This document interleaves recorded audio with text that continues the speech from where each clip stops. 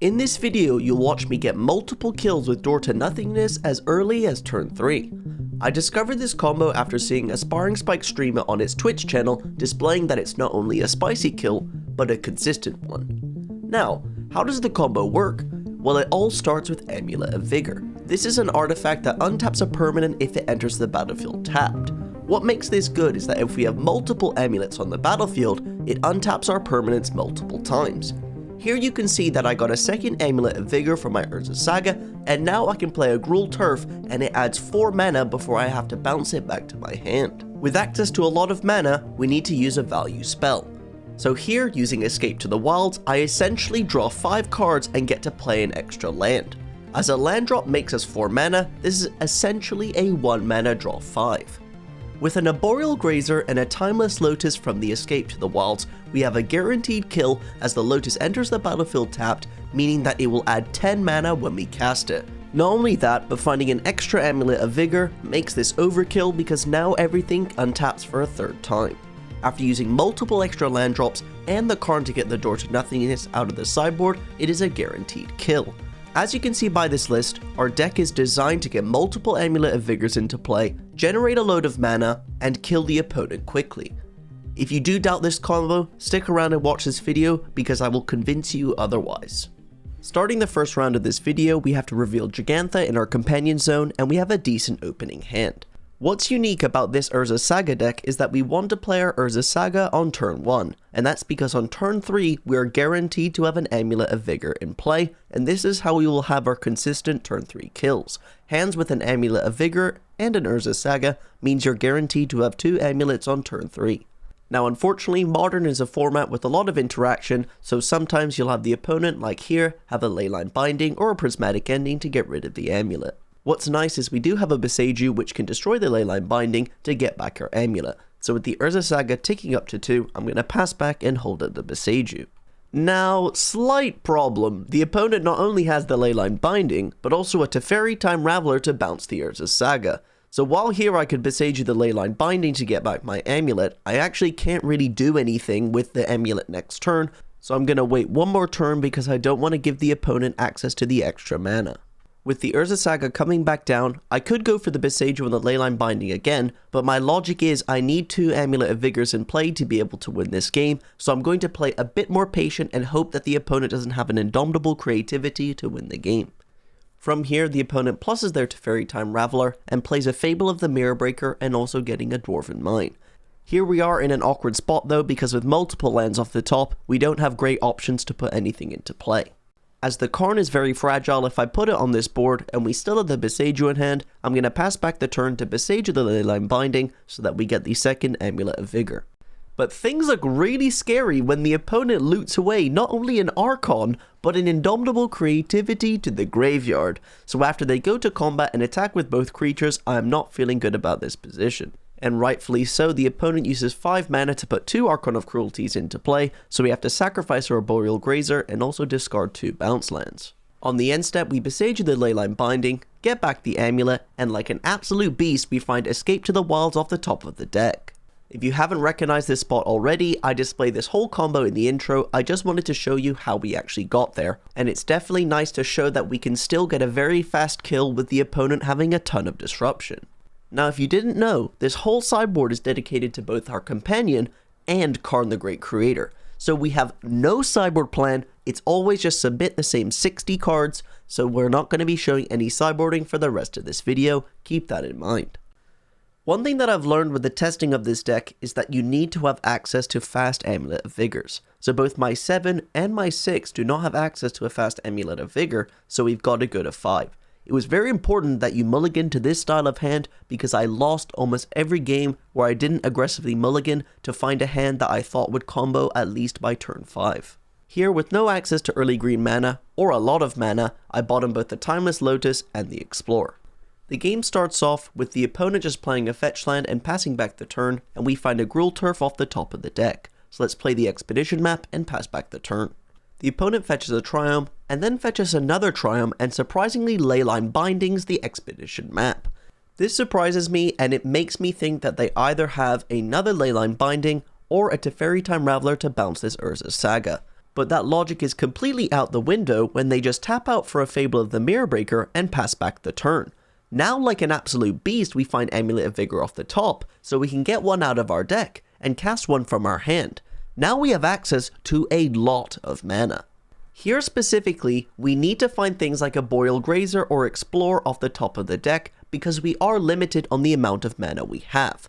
So we do not find any of that, and not only that, 3 of the 5 cards we found are over 4 mana. As we have only access to 4 mana, we can just play the Karn the Great Creator and try and stop this goblin from making treasures that will do anything.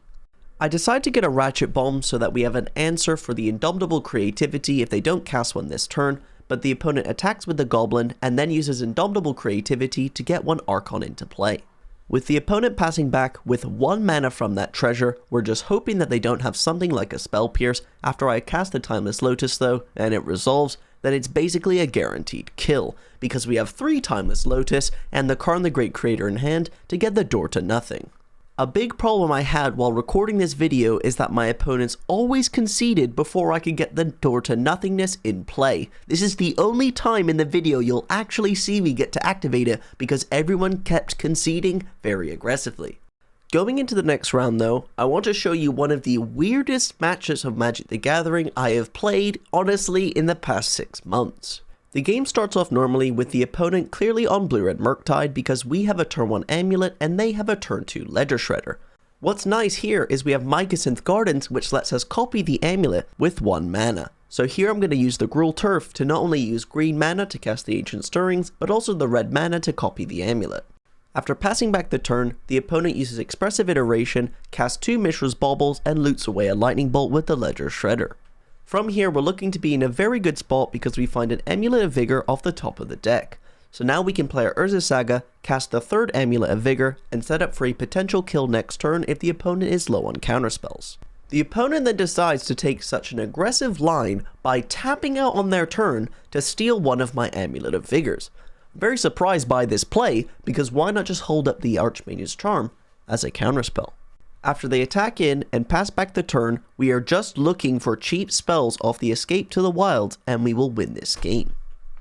Unfortunately though, we only find an Amulet of Vigor, 3 lands, and a Karn, so we can't really do anything with the Amulet or the Karn and the mana that we have access to, so I'm just going to play the Karn the Great Creator and try and set up something for next turn. Something to highlight is that if I played the Golos first for 5 mana and got the Lotus Field out of my deck, I then would have had 6 mana and 1 extra mana floating for when I cast the Escape to the Wilds. It probably would have been a better play to do this because then we could find a Timeless Lotus off the top, and with 5 mana turning into 10, it might have been a guaranteed win. From here, the opponent attacks down the Karn, plays a Murktide Regent, and passes back the turn. Fortunately, we got a Cityscape Leveler from the Karn sideboard last turn, so now we have a way to destroy the Murktide Regent and make sure that we have extra turns to find a way to combo.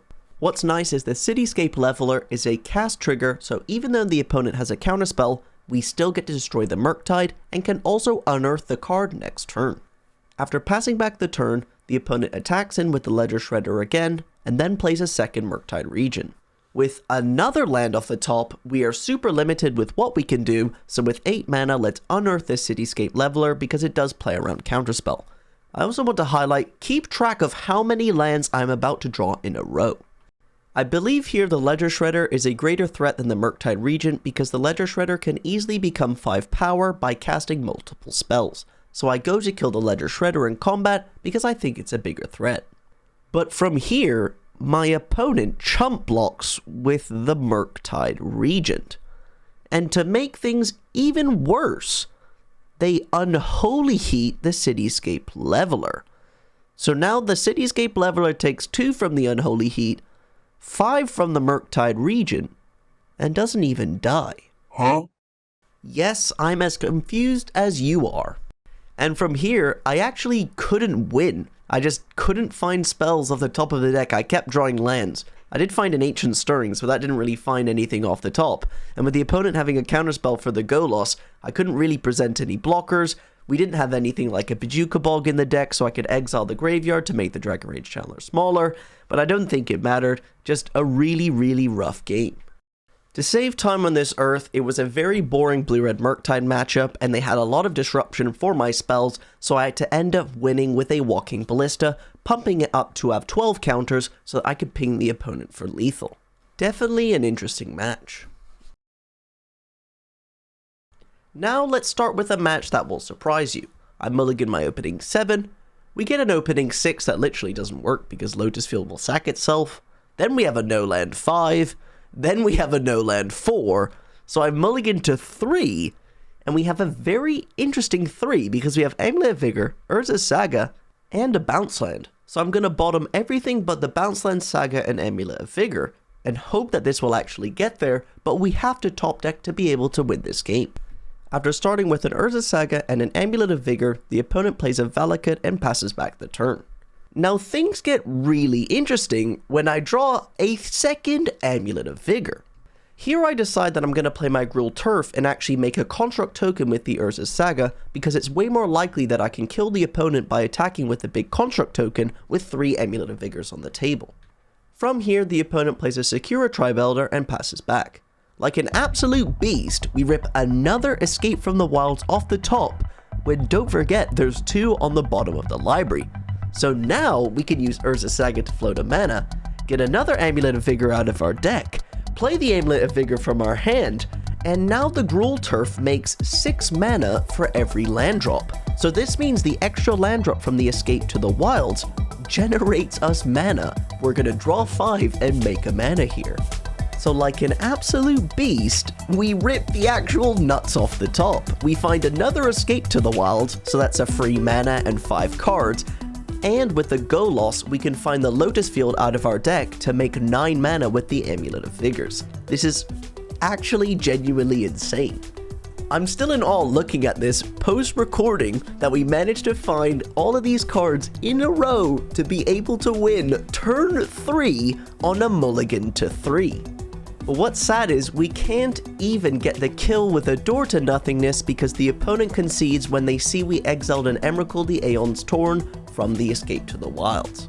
What's really sad is we ended up losing this match because the opponent managed to ultimate a Wrenn and 6 with a Force of Vigor in the graveyard, and they just kept destroying our artifacts and enchantments and made it almost impossible for us to combo because everything that is involved in the combo is either an artifact or an enchantment.